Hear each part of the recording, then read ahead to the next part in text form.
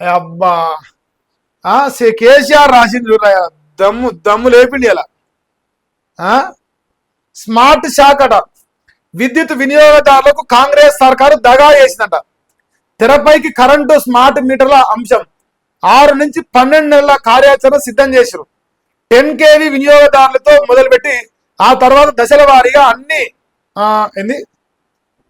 కనెక్షన్లకు ఫీడర్లు ట్రాన్స్ఫార్మర్ల వారీగా పర్యవేక్షణ చేయబోతుంటే రాష్ట్రంలో స్మార్ట్ మీటర్లు బిగిస్తాం. ఇంధన శక్తి ప్రిన్సిపల్ సెక్రటరీ నవీన్ మిట్టల్ వెల్లడి. ప్రైవేటీకరణకు మార్గం పడ్డట్టేనా, అదానీ కంపెనీకి గంపగుత్తగా అప్పగించేందుకేనా అని చెప్పేసి మన కల్వకుంట్ల చంద్రశేఖర్ రావు గారి ఆయన యొక్క కరెంటు పైన అమితమైన ప్రేమ కలిగిన కేసీఆర్ సార్ రాస్తాడు. మరి ప్రైవేట్కి అప్పచెప్పే కుట్ర చేస్తున్నారు. రేవంత్ల గారు అదానీకి బెస్ట్ ఫ్రెండ్ అయిపోయిండు. అయ్యో వాళ్ళ నాయకుడు ఢిల్లీలో అదానీ మోదీ ఫ్రెండ్ అంటాడు, కానీ తెలంగాణలో అదానీ కాంగ్రెస్ ఫ్రెండ్షిప్ గురించి రాయరు. ఇక మా కేసీఆర్కి ఈయన నచ్చడు, ఆయన నచ్చడు, ఎవరు నచ్చడు కాబట్టి రాసింది. సో కేసీఆర్ కరెంటు మీద 100 సార్లు వాళ్ళు కాంగ్రెస్ వస్తే కరెంటు మీటర్లు వస్తాయన్నాడు, వచ్చినాయి. ఇంక ఈ స్మార్ట్ మీటర్లు కాదు కానీ నేను ఒక ముచ్చట చెప్తా. జూబ్లీస్లో ఒక వీడియో చూస్తాను నిన్న. అదే ఏమంటారు అంటే అక్కడ ఒక 2 రూమ్లు ఉన్నదా, 2 రూమ్లు కాదు గట్టిగా 300 SFT 2 రూమ్లు అనుకోరాదు. అందులో 2 కుటుంబాలు నివసిస్తున్నాయి. ఏం లేవు, ఒక ఫ్రిడ్జ్ కూడా లేదు వాళ్ళకు, ఒక ఏసీ లేదు, ఫ్రిడ్జ్ లేదు, ఉండే ఒక టీవీ 2 లైట్లు అంతే, 2 ఫ్యాన్లు. దానికి 6,000 7,000 కరెంటు బిల్లు వస్తుంది. ఆ ఏం మీటర్లు పెట్టిండో 70 మీటర్లు ఇద్దరు కానీ 7,000 8,000 2 ఇళ్ళకి వస్తుంది. అసలు దరిద్రమైన కాంగ్రెస్ సర్కారు నడిపిస్తుంది విద్యుత్ శాఖను. నేను దీని గురించి చెప్తే నాకు కోపం వస్తుంది. ఇప్పుడు వేస్ట్ ముచ్చట. కేసీఆర్కు కరెంటు కష్టాల పైన అవగాహన ఉంది వాటికి రాసుకొచ్చింది. స్మార్ట్ మీటర్లపై కేసీఆర్ కన్నెర చేసిండ. అధికారం ఉన్న 10 ఏళ్ళు ససేమిగా చెప్పిండు. రైతుల పక్షాన కేంద్రంపై నాడు పోరాటం చేసిండు.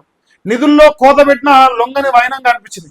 నేడు పరిస్థితి తారుమారు అవుతా ఉంది. మీటర్లు పెట్టేందుకు రేవంత్ సర్కారు వెంపర్లాడుతున్నది. అంటే నరేంద్ర మోదీతోని డి అంటే డి అని రైతులకు మోటార్లకు మీటర్లు పెట్టను అని చెప్పేసి నిలబడ్డ మొగోడు కేసీఆర్ అయితే ఇలా రైతులు ఎటు వస్తే నాకేంది భయ్, మీటర్లు పెడితే ఇంకేమైనా పెడతా, ప్రజలు ఎటు వస్తే నాకేంది అని చెప్పేసి రేవంత్ రెడ్డి అనుకుంటున్నంట. మరి అది కేసీఆర్ తన ఉద్దేశంగా ఇలా పేపర్ రాసుకొచ్చాడు.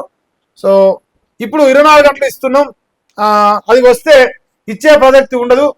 మీ రాష్ట్రాల్లో ఇస్తున్న సబ్సిడీలన్నీ ఎత్తివేయాలని అంటున్నారు. ఇది మన సమాఖ్య స్ఫూర్తికి విరుద్ధం. ఈ బిల్లుపై మనం గట్టిగా కొట్లాడదామని దేశంలోని వివిధ రాష్ట్రాల సీఎంలు నాడు తెలంగాణ ముఖ్యమంత్రిగా కేసీఆర్ లేఖలు రాసింది. పీకింది. ఏం చెప్పాలి ఇప్పుడు? ఈ నష్టం కాదు, సిగ్గులజ్జ లేకపోయా మనకు. కరెంటు గురించి అవుతానే కరెంటు బాయే. ఆదాయం చారానా అప్పు బారానా. 6 నెలల్లో ఆదాయం 33.49% వస్తే అప్పులు మాత్రం 83.58% తెచ్చింది. బడ్జెట్ లో రెవెన్యూ ఆదాయం అంచనా 2,29,720 కోట్లు.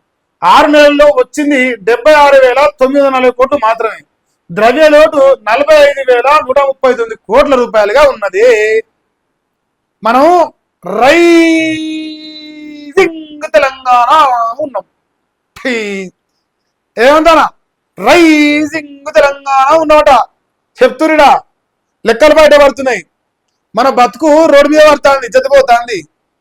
ఒరే లత్కోరు నా కొడుకెళ్ళారా, మళ్ళీగా నల్లికుట్టోడు నప్పతట్టోడు ఇద్దరు కలిసి వాదిరి. ఇంకా కేసీఆర్ నువ్వు చేసిన అప్పులకే కడతాడు. మరి రేవంత్ సంకరానికి వాళ్ళ కాంగ్రెస్ వాళ్ళ ఉత్సదాగి వార్తలు అవుతున్నాం మేము అని ఇప్పుడు ఆ దొంగనా కొడుకులు అవుతారు.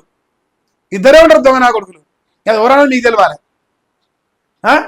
ఇంకా కాగ్ రిపోర్ట్లో ఈ విషయాలు బయటకు వస్తున్నాయి. కేసీఆర్ తెచ్చిన అప్పులకే ఇవన్నీ కట్టేసారు. అస్సలే వాళ్ళు రూపాయి తినలే. మరి పథకాలు ఎందుకు వస్తాయంటే అవి కూడా అప్పులకే కట్టినాం, అన్ని అప్పులకే కట్టినాం. ఎంతరా అప్పు? 2,20,000 కోట్లకు 7-8 లక్షల కోట్ల అప్పు కట్టి. ఇప్పుడు అమ్మో అట్లా ఉంటుంది మరి లెక్క. 2,80,000 కోట్లకు ఏ భూమి మీద ఏడన్నా సరే డబల్ అయింది అనుకోరి 5,60,000 వేసుకోరి. కాదు 8,60,000 కోట్లు కూడా కడతాడు మా అప్పు.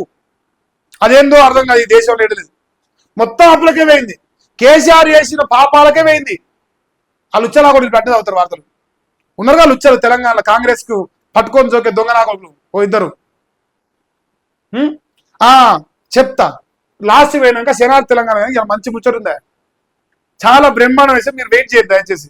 వెయిట్ చేయాలి. ఇంకోటి ఆ దాకా పోయినాక ఆ కొడుకు రిపోర్ట్ కొడతాడు. మరి మీరు లైక్ చేయకపోతే నేను చెప్పను.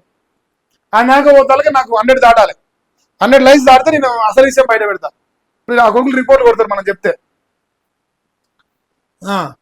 ఇంకేంది, ఇంకో మరో 1000 కోట్లు ఇవ్వాలట. మరో 1000 కోట్లు ఇవ్వండి. ఆర్బీఐకి రేవంత్ సర్కారు ఇండియన్ పంపించింది. ఏం చేస్తారు మరి ఆ 1000 తెచ్చి? ఏం బీకేది ఏం లేదు. మళ్ళా మన్ను కూడా చేసేది లేదంటే ఆ జూబ్లీస్ ఎలక్షన్కి ఏమైనా వాడుకుంటారేమో మరి పైసలు పంచడానికి. ఇంత దొంగలు తయారయ్యారు. ఆర్థికం తిరోగమనం. తెలంగాణలో -5% పడిపోయిన జిఎస్టీ అట. వృద్ధి రేటులో కింది నుంచి 4వ స్థానంలో ఉన్నాం. పైనుంచి కాదు, కిందికి వెళ్ళి. సీఎం రేవంత్ దండాలు వసూళ్ల విధానాలే కారణం. తొలి ముఖ్యమంత్రి కేసీఆర్ హయాంలో దూసుకెళ్లిన ఆదాయం ఇప్పుడు ఎందుకు తిరోగమనంలోకి వెళ్తున్నది?